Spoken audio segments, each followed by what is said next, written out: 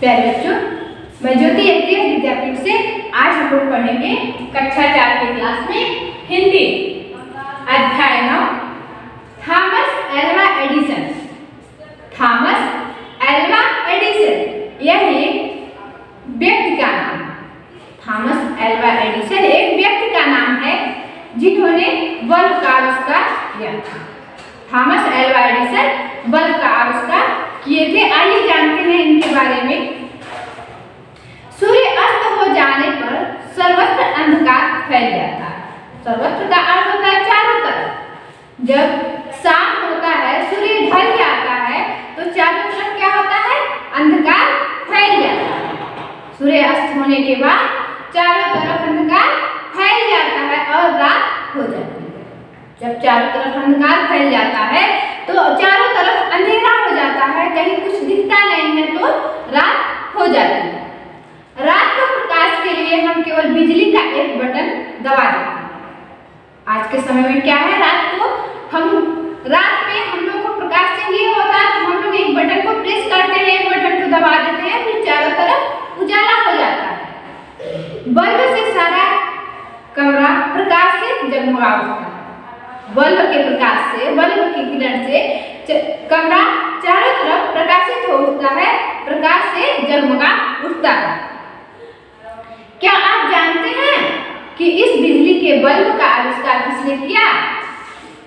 क्या आप जानते हैं इस बल्ब के बिजली का आविष्कार किसने किया? इस बल्ब के बिजली का आविष्कार थॉमस एल्वा एडिसन ने किया। इस बिजली के बल्ब का आविष्कार थॉमस एल्वा एडिसन ने किया।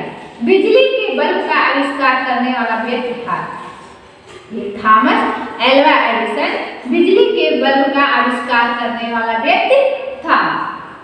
एडिसन का जन्म अमेरिका के मिलान नामक नगर में सन 1847 ईस्वी में हुआ। एडिसन, थॉमस एल्वा एडिसन का जन्म अमेरिका के मिलान नामक नगर में सन 1847 ईस्वी में हुआ। उनके पिता बहुत समृद्ध और सम्मानित व्यक्ति थे।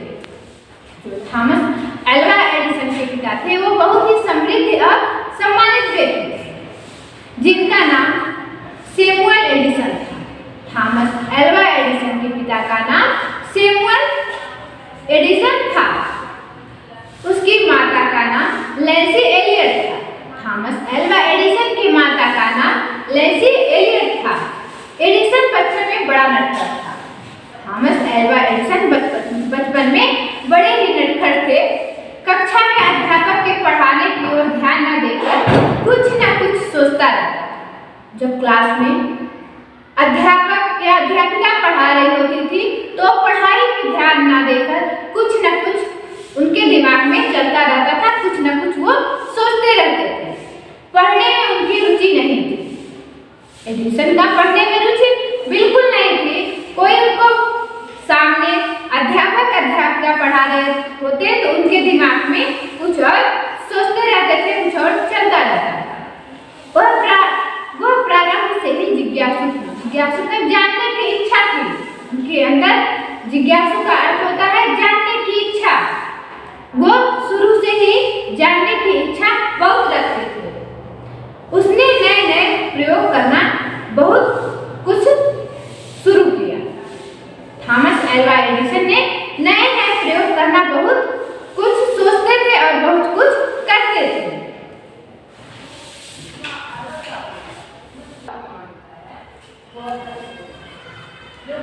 एडिसन को प्रश्न पूछने का बड़ा शौक था। क्लासरूम में जब वो रहते थे तो उनको प्रश्न पूछना, अध्यापक से प्रश्न पूछने का बड़ा शौक था और वो पूछते भी थे। जब तक वो उसे अपने प्रश्न का सही उत्तर नहीं मिल जाता था वह संतुष्ट नहीं होता था। अगर कोई प्रश्न वो पूछते थे, जब तक उसका सही आंसर नहीं, सही उत्तर नहीं उनको मिल जाता था, तब तक वो संतुष्ट नहीं होते थे। एक बार एडिसन एक चिड़िया को उड़ते देख रहा था। और वह उड़कर पृथ्वी पर आई। चिड़िया उड़कर पृथ्वी पर आए उसने अपनी चोंच में कुछ कीड़े मकोड़े पकड़े और उड़ गए। चिड़िया उड़कर जमीन पर आई और कुछ कीड़े मकोड़ों को अपने चोंच में पकड़ करके उड़ गई। एडिसन ने सोचा कि चिड़िया इसलिए उड़ती है क्योंकि ये कीड़े खाती है। एडिसन के दिमाग में ये आया कि चिड़िया कीड़े मकोड़ों को खाती है, इसलिए चिड़िया उड़ती है। थोड़ी देर बाद उसने सोचा और फिर कुछ कीड़े पकड़े, उसने उनको पीसकर पानी में मिला दिया। कुछ देर सोचे और फिर कुछ कीड़ों को पकड़े और कीड़ों को पीस करके पानी में मिला दिया और इस मिश्रण को यह कहकर अपनी नौकरानी को पिला दिया कि इसे पीने में तुम पक्षियों के समान उड़ सकोगे। कुछ देर सोचे, पक्षी को कीड़े मकोड़े लेकर उड़ते देखे तो कुछ देर तक सोचे, फिर कुछ कीड़े मकोड़ों को पकड़ करके पीस दिया इन्होंने, फिर उसको पानी में मिला दिया। उस मिश्रण को अपनी नौकरानी को यह कह करके पिला दिया कि ये पी लोगी तो तुम भी पक्षियों के समान उड़ सकोगी। बेचारी नौकरानी उड़ तो सकी नहीं, परंतु बीमार अवश्य पड़ गई। नौकरानी जो थी वो बीमार पड़ गई। बालक एडिसन की मां ने उसको ऐसा मूर्खतापूर्वक प्रयोग करने की चेतावनी दी। एडिसन की माता ने जब ये सुना कि ऐसा किया है एडिसन, तो उनको चेतावनी दी। स्कूल में उसकी अध्यापिका एक बार पक्षियों के बारे में बता रही थी। एडिसन की अध्यापिका एक बार क्लासरूम कक्षा में पक्षियों के बारे में बता रही थी। उसने अध्यापिका से पूछा, एडिसन ने अध्यापिका से पूछा, मैडम मनुष्य पक्षियों की तरह क्यों नहीं उड़ सकता? एडिसन अपने अध्यापिका से पूछे, मैडम मनुष्य पक्षियों की तरह क्यों नहीं उड़ सकता? अध्यापिका ने उत्तर दिया क्योंकि मनुष्य के पंख नहीं होते। अध्यापिका एडिसन को उत्तर दिया क्योंकि मनुष्य के पंख नहीं होते। एडिसन ने एक क्षण सोचा और दोबारा उनसे पूछा। क्षण का अर्थ होता पल। एडिसन ने एक पल सोचा और फिर दोबारा उनसे पूछा, परंतु पतंग में तो पंख नहीं होते, फिर भी पतंग उड़ते हैं। एडिसन बोले अध्यापिका से, पतंग में तो पंख नहीं होते हैं, फिर भी पतंग उड़ते हैं, फिर भी हम उन्हें आकाश में उड़ा सकते हैं। इस पर सभी बच्चे हंस पड़े। जब एडिसन ऐसे बोले कि पतंगों को पंख नहीं होते हैं, फिर भी वो उड़ते हैं, हम उन्हें आकाश में उड़ा सकते हैं, इस बात पर सभी बच्चे हंस पड़े और अध्यापिका क्रोधित हो गई। क्रोधित का अर्थ होता है नाराज, गुस्सा होना। अध्यापिका गुस्सा हो गई। अध्यापिका ने सोचा कि यह बच्चा मूर्ख और शरारती है। अध्यापिका सोची कि ये बच्चा जो है एडिसन मूर्ख है और शरारती है। उसने उसके अभिभावक को स्कूल में बुलाया। एडिसन के अभिभावक को स्कूल में बुलाया और स्कूल से हटा लेने के लिए कहा। उसके माता पिता उसे घर ले गए, परंतु उसकी मां ने उसे बहुत बुद्धिमान समझती थी। एडिसन की मां उसे बहुत बुद्धिमान समझती थी। बुद्धिमान का अर्थ होता है चतुर। और वो कहा करती थी, थॉमस एक दिन एक महान व्यक्ति बनेगा। एडिसन की मां कहती थी, थॉमस एल्वा एडिसन आगे चलकर एक महान व्यक्ति बनेगा। एडिसन एक नए आविष्कार करना चाहता था। एडिसन नए आविष्कार करना चाहता था। आविष्कार करने के लिए उसे धन की आवश्यकता थी। नए आविष्कार करना चाहते थे और उस आविष्कार के लिए एडिसन को धन की आवश्यकता थी। एडिसन के माता पिता उसे जेब खर्च के पैसे देते थे। एडिसन के जो माता पिता थे उनको जेब खर्च के पैसे देते थे। उन्हें बचाकर उसने एक प्रयोगशाला स्थापित कर दी। जो उनको जेब खर्च मिलता था उसको एकत्रित करके इकट्ठा करके एक प्रयोगशाला स्थापित कर दी। प्रयोग करने के लिए उसे और धन की आवश्यकता पड़ी। प्रयोगशाला में किसी भी चीज का आविष्कार करने के लिए, प्रयोग करने के लिए उसे और भी धन की आवश्यकता पड़ी। उसने रेलगाड़ी में समाचार पत्र बेचने का काम शुरू कर दिया। रेलगाड़ियों में समाचार पत्र बेचना शुरू कर दिया।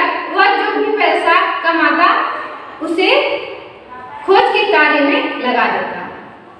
समाचार पत्र बेचकर जो पैसा कमाते थे वो अपने खोज के कार्य में एडिसन लगा देते थे। प्राप्त धन से उन्हें रेल के डिब्बे में एक छोटी सी प्रयोगशाला स्थापित कर ली।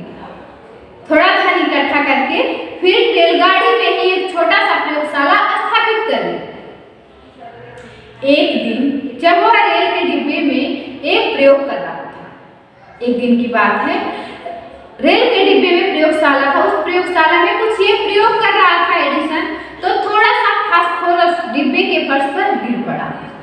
थोड़ा सा फास्फोरस पदार्थ होता है वो डिब्बे के फर्श पर गिर पड़ा और उसमें आग लग गई। जब फास्फोरस डिब्बे के फर्श पर गिर पड़ा तो उसमें आग लग गई। एडिसन सहायता के लिए चिल्लाने लगा। लोग दौड़े, सबने मिलकर आग बुझाई। लोग दौड़े, जब एडिसन चिल्लाया आग लग गई तो सब लोगों ने एडिसन सहायता के लिए चिल्लाया तो सब लोग दौड़े और मिलकर सब लोगों ने आग बुझाई।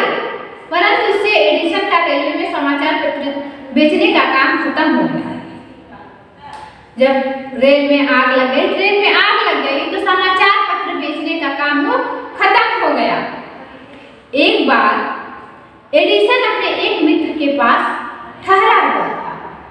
एक बार की बात है, एडिसन अपने मित्र के पास रुका हुआ था। उसका मित्र एक कंपनी में काम करता था। एडिसन का जो मित्र था वो एक कंपनी में काम करता था। उस कंपनी में एक महत्वपूर्ण मशीन थी।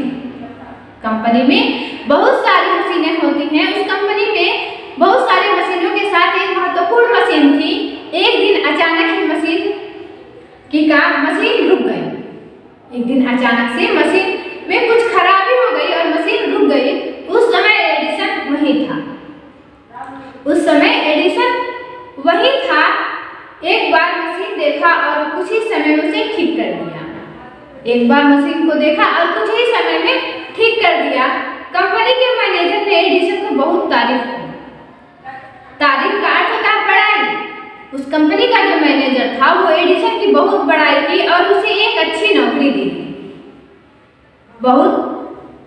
जो कंपनी का मैनेजर था उसे इनका काम, एडिसन काम अच्छा लगा और मशीन सही कर दी। उनकी तारीफ भी की और फिर उसी कंपनी में एक काम दे दिया। फिर वहां नौकरी करते हुए एडिसन ने अपना सारा कर्जा चुका दिया।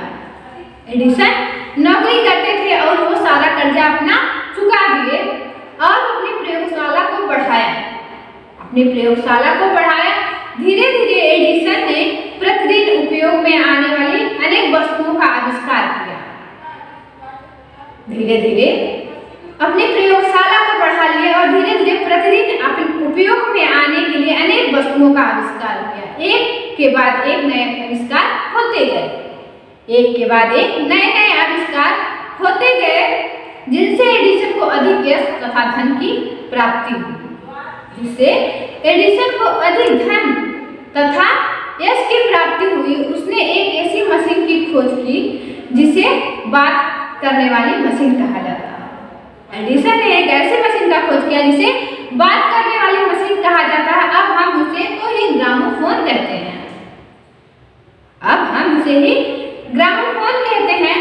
इससे वह समस्त अमेरिका में प्रसिद्ध हो गया। जिससे वो थॉमस एल्वा एडिसन समस्त अमेरिका में प्रसिद्ध हो गया। इसके बाद एडिसन ने बल्ब के निर्माण का कार्य शुरू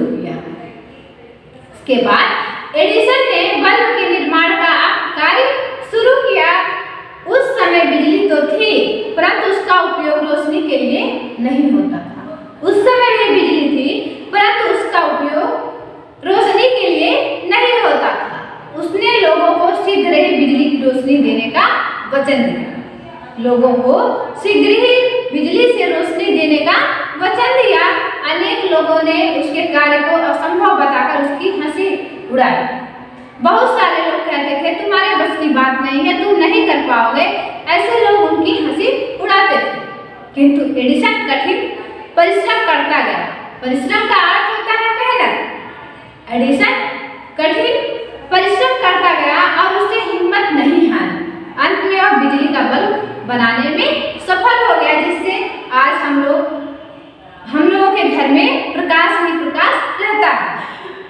तो प्यारे बच्चों, आप लोगों को समझ में आया होगा।